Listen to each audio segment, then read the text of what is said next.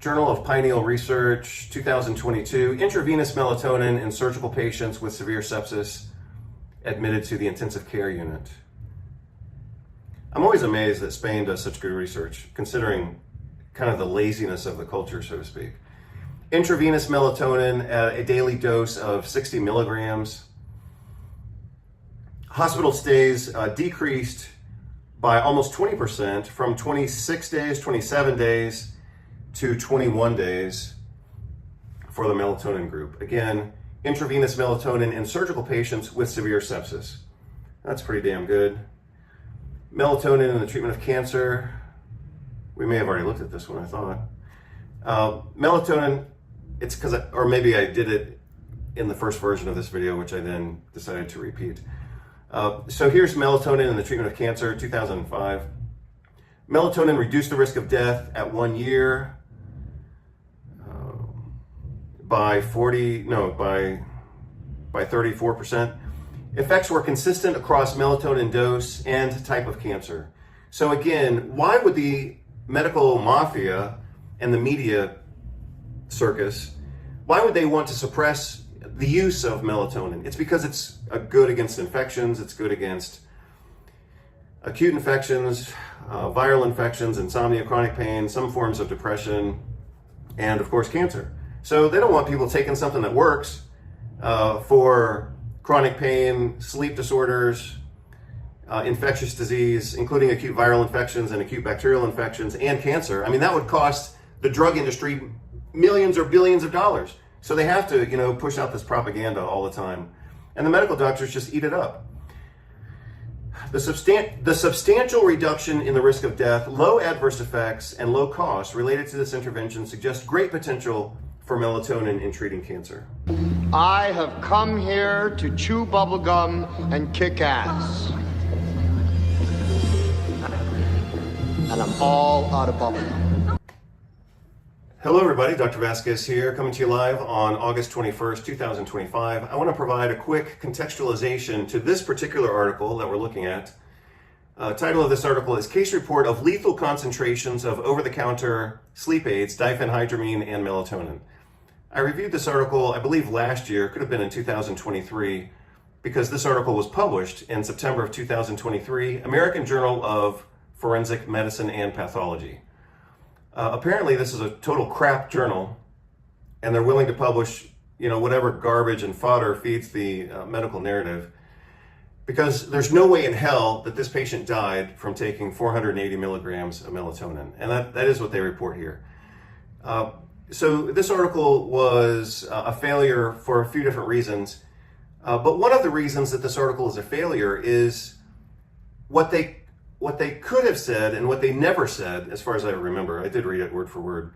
I've got 2 copies of this article. This is the clean copy. My personal copy is all colored up.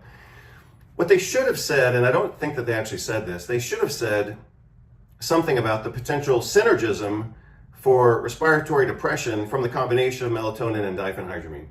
That would have been at least in the direction of an intelligent conversation.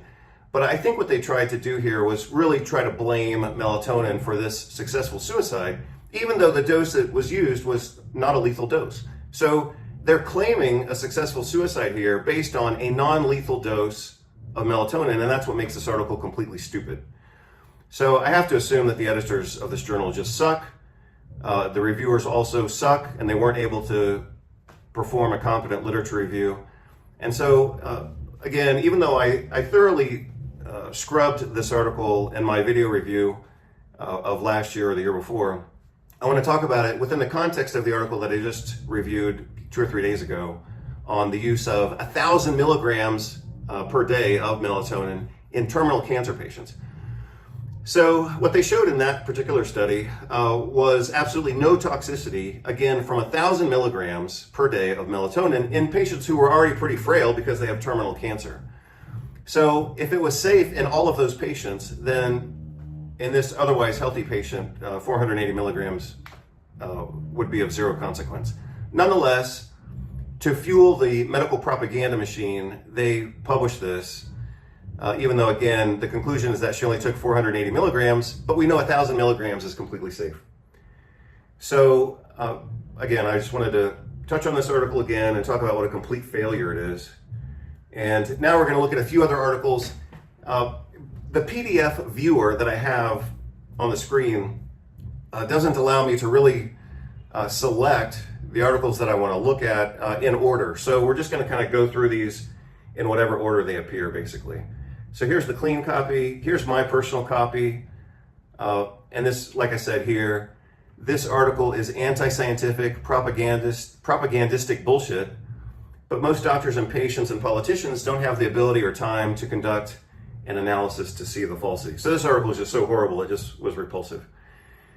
Let's look at this article from Cellular and Molecular Life Sciences 2022, written by probably the world's expert on melatonin, who is Russell J. Reiter from University of Texas, San Antonio Medical School.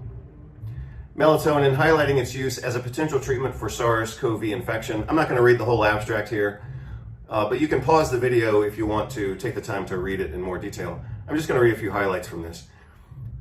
Remember, I've been using melatonin in my clinical protocols for more than 25 years, specifically, and I'll show you the article in just a moment, specifically in the treatment of infectious diseases such as viral infections. And I'll show you why. And I'll show you exactly the article, and it correlates perfectly with the year that I started my clinical practice and started treating patients with viral infections, because I was just kind of a general practitioner.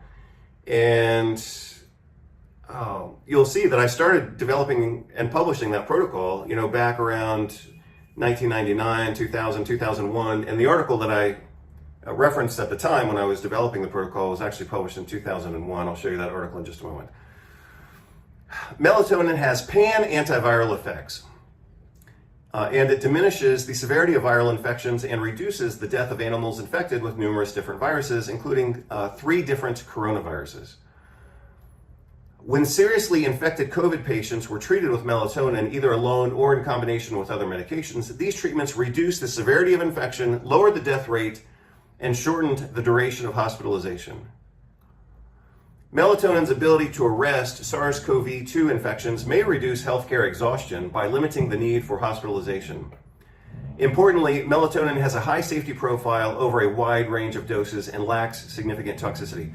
So now you know, if it wasn't already obvious to you, or obvious because you've seen my other videos, it should be obvious to you now what's going on here. Melatonin is very safe and very effective for a wide range of problems, including infectious disease.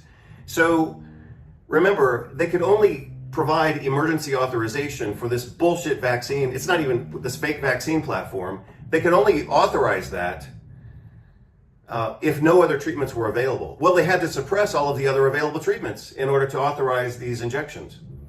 So, and this is a good example. This was published in 2021 October, so pretty much Johnny on the spot. And you'll see, and I'll show you a few examples, but mostly around infectious disease. Again, you can begin to imagine that if melatonin is indeed, as it is, effective against cancer, infectious disease, depression, chronic pain, a few other things, if it's safe and effective and inexpensive, then that's all you need to know to understand why the medical mafia would want to suppress it and why they would continue to publish so much propaganda against it. It's because it's safe, effective, and works a lot better than a lot of other so-called approved medical treatments. So again, here's just one example. We're going to close that one out. Here's the original article from International Pediatric Research Foundation. The title of the journal is Pediatric Research. This was published in 2001 from the United States. And this is the article that got me to start using melatonin in the treatment of whatever type of infection, but including viral infections. Title of this article is Effects of Melatonin Treatment in Septic Newborns. 20 milligrams of melatonin administered orally in 2 doses of 10 milligrams each. Melatonin improved the clinical outcome of septic newborns as judged by measurement of sepsis-related serum parameters. 3 of the 10 septic children who were not treated with melatonin died, so that's a 30% mortality, versus none of the kids treated with melatonin died. So they had 100% success versus 30% mortality in the control group. So that was pretty encouraging. And that's 20 milligrams in little bitty babies, right? These are little neonates. So So obviously you could, extrapolate that out to using dosages in larger dosages in Houston. Oh, so here's Russell Reiter again. So I saw this here, University of Texas Health Science Center at San Antonio, and that's why I started looking for Russell's name, because there he is. So that was 2001. Here's October of 2020, a Journal of Pediatrics out of somewhere in the Middle East. Sorry, I don't know where, but Al-Zahar, Journal of Pediatrics 2020. Let's just take a quick look at this. Same thing, 20 neonates received 20 milligrams as a single dose. All these were small kids at less than 4 kilograms. That's not that small, but that's still small. And present studies showed that melatonin improves serum parameters and improves the clinical course in septic newborns. Administration of melatonin as an adjuvant therapy in the treatment of neonatal sepsis is associated. It's not associated if it's a randomized placebo-controlled trials. So, if they're doing like a retrospective or population-based study, that's an association. This is a clinical trial, so they should not have said associated. They should have said melatonin provides a better prognosis and improves outcomes. Boom, it's not associated. It does the job. So anyway, there's another example. I think this might be the same study, just a different format. Yeah, I think so. So here's melatonin in the treatment of cancer. Journal of Pineal Research 2005. Again, this is kind of a somewhat random sampling of articles. Just because, I'm sorry, that one just moved the article. Well, like I said, this program doesn't give me really good control. Let's take a look at this article. This was a long time ago. This was like back in the 70s. 1976, I think it was published in 1977. There it is. Oh, Journal of Clinical Endocrinology and Metabolism, 1977. I have also published one article in the same journal. Effect of oral melatonin on skin color and release of pituitary hormones. So here they used 1 gram per day in healthy people. So that's 1,000 milligrams. Thorough studies on the eyes, liver, kidneys, and bone marrow revealed no evidence of toxicity. The subjects, of course, experienced a little bit of grogginess, but that was it. 5 Caucasian patients with whatever idiopathic or clinical hyperpigmentation. So it's kind of an unusual study, but they still showed the safety of 1,000 milligrams per day of melatonin. So here's the propaganda. I mean, this should make any healthcare provider sick. But, every day that I get on the internet, I see medical doctors, it's almost always medical doctors, MDs. I see medical doctors always talking about how, we don't have any research and you shouldn't use melatonin because it's dangerous. And it's from crap reporting like this from Sandy Lamott at CNN in 2022. So potential for harms, they say here. So they want to scare everybody. Most people don't read legitimate research, but they, at CNN and its derivative platforms, like Yahoo and whatever else, the local news, these stories get distributed throughout the world, to millions of people. Oh yeah, because this was published based on an article in the Journal of the American Medical Association. It's just total fear-mongering and completely stupid. So anyway, there it is. Let's see if they actually talk about a dose here, so I can point out how completely stupid it is. Yeah. So here, look, since 2006, a small but growing subset of adults, they don't need to say small and subset, right?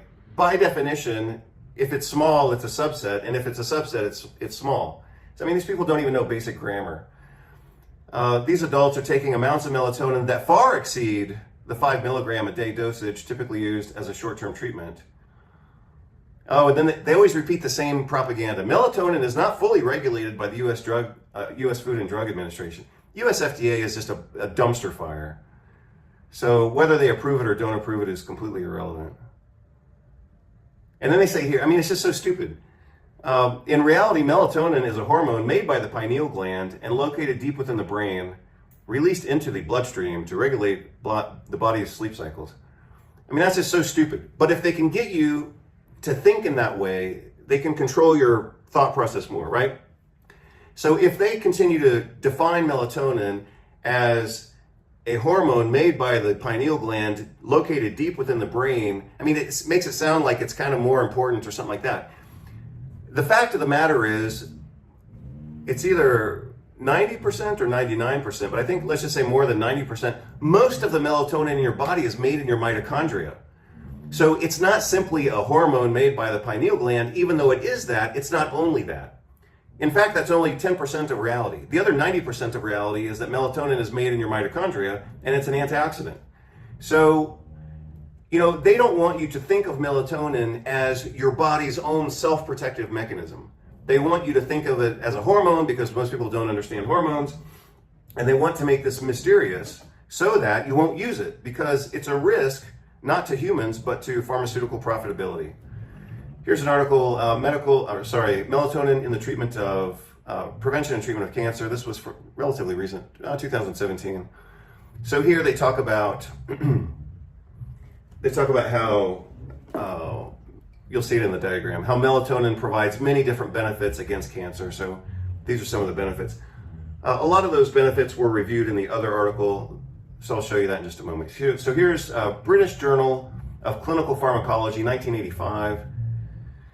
Oh, so here they just talk about pharmacology. So what they showed here is the same thing that I said in the video from 2 or 3 days ago, that melatonin has a concentration peak at about 45 minutes, is what I said. And this article says between 30 and 60 minutes. Okay, 45 minutes. And a half-life of about 45 minutes as well. So it peaks really fast and then it drops really fast. But the terminal half-life is about 5 hours. So that's why I said, for example, in my own case, about an hour before I go to bed, I take melatonin. And then if I wake up in the middle of the night, like 2 or 3 o'clock in the morning, I'll take another dose. And then, you know, I'm sleeping great and feeling pretty damn good. So let's see, that's all I want to say. That's just pharmacology. That's all I want to say about that. So here is Journal of Pineal Research, 2022, intravenous melatonin in surgical patients with severe sepsis admitted to the intensive care unit. I'm always amazed that Spain does such good research, considering kind of the laziness of the culture, so to speak. Intravenous melatonin, a daily dose of 60 milligrams. Hospital stays decreased by almost 20% from 26 days, 27 days to 21 days for the melatonin group. Again, intravenous melatonin in surgical patients with severe sepsis. That's pretty damn good. Melatonin in the treatment of cancer. We may have already looked at this one, I thought. Melatonin, it's because, or maybe I did it in the first version of this video, which I then decided to repeat. So here's melatonin in the treatment of cancer, 2005. Melatonin reduced the risk of death at 1 year by 34%. Effects were consistent across melatonin dose and type of cancer. So again, why would the medical mafia and the media circus, why would they want to suppress the use of melatonin? It's because it's good against infections, it's good against acute infections, viral infections, insomnia, chronic pain, some forms of depression, and of course cancer. So they don't want people taking something that works for chronic pain, sleep disorders, infectious disease, including acute viral infections and acute bacterial infections, and cancer. I mean, that would cost the drug industry millions or billions of dollars. So they have to, push out this propaganda all the time. And the medical doctors just eat it up. The substantial reduction in the risk of death, low adverse effects, and low cost related to this intervention suggest great potential for melatonin in treating cancer. Let's see, is that all of them? I guess that is all of them. So let me see. Let me go back to the one that I reviewed a few days ago. I have to look it up on the index here. Like I said, maybe that's it. No. Like I said, this program is really cumbersome. I kind of hate it, basically. let's see. There we are. So this is the study that I reviewed a few days ago. Trends in Oncology 2020, very high dose melatonin, 1,000 milligrams per day in untreatable advanced cancer patients who had already been treated with 100 milligrams of melatonin. And so again, we've got very consistent data showing that. So what you want in research is you want consistent data across biological plausibility, which starts with biochemistry, then goes to animal studies, then goes to human studies. After we get to human studies, you want to see this, you want to see it replicated from a couple of different people in different countries, in different time frames. And that's what we have with melatonin. So melatonin fits any gold standard that you want in terms of safety and effectiveness in certain cases. So again, here, 1,000 milligrams of melatonin per day was shown to be safe, number one, and provide some benefit to these terminal cancer patients. I mean, no one's going to expect a miracle from one benign intervention in terminal cancer patients. Now, like I said in the other video, they could have done a lot more, but they probably don't even know the more that they could have done, you know? So I talked about that in the other video. You can go back and take a look at that. So anyway, that's my quick review, conversation, and rant on melatonin. Again, what I was mostly concerned about was the propaganda that had been published talking about the use of melatonin as a suicide drug. I mean, this is just so completely stupid. But like I said, you know, you could easily imagine a situation where the medical editor of this journal doesn't know anything about nutrition or melatonin. The reviewers, of course, want to condemn melatonin because it competes with their drug interests and drug-based practices. So, I mean, this is just mathematically impossible to conclude that 480 milligrams of melatonin could be used as a suicide drug when we've got other studies showing safety and effectiveness in a wide range of patient populations, including a lot of people who are fragile because of their illness, whether it's acute sepsis in adults, acute sepsis in neonates, or terminal cancer patients. So again, the conclusion from this article is completely absurd. Hope you're all doing well. Thanks and take care. Bye.